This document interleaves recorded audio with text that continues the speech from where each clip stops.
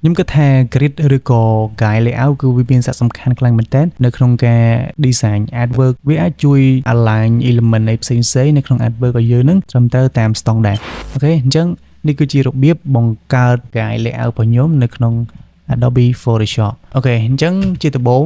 menu បានខាងលើគឺយើងត្រូវចូលទៅកាន់ view បន្ទាប់មកយើងយក guide ហ្នឹងគឺយើងមាន navigation មួយចំនួនកន្លែងនេះគឺយើងត្រូវការបង្កើត new guide layout មួយអញ្ចឹងយើងចុចកន្លែង new guide layout ហ្នឹងមកអូខេអញ្ចឹងយើងបានមកផ្ទាំងហើយមកផ្ទាំងនេះគឺយើងកំណត់ជាមួយនឹង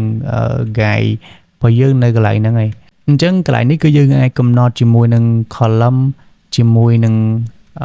row band ដូចកន្លែង number នេះគឺបើសិនជាខ្ញុំដាក់5គឺវាមាន5បន្ទាត់នៅជួរឈរហើយ row ដូចគ្នាបើសិនខ្ញុំដាក់លេខ5គឺវានឹងចេញ5បន្ទាត់នៅជួរដេកដូចគ្នាដែរអូខេអញ្ចឹងកន្លែងនេះខ្ញុំឧទាហរណ៍ថាខ្ញុំដាក់3ហើយជាមួយនឹង width ហើយនឹង height នេះគឺជាប្រវែងទទឹងហើយនឹងកម្ពស់របស់យើង cutter នេះគឺ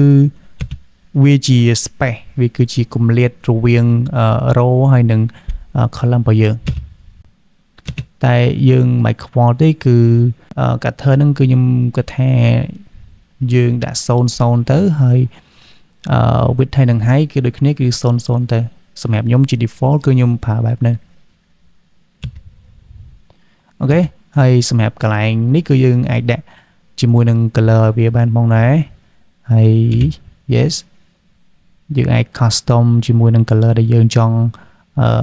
បានលើបន្ទាត់របស់យើងនឹងបានដូចគ្នាផងដែរអូខេអញ្ចឹងខ្ញុំគិតថាខ្ញុំយកcolor ពណ៌នេះចុះអូខេអញ្ចឹង that's it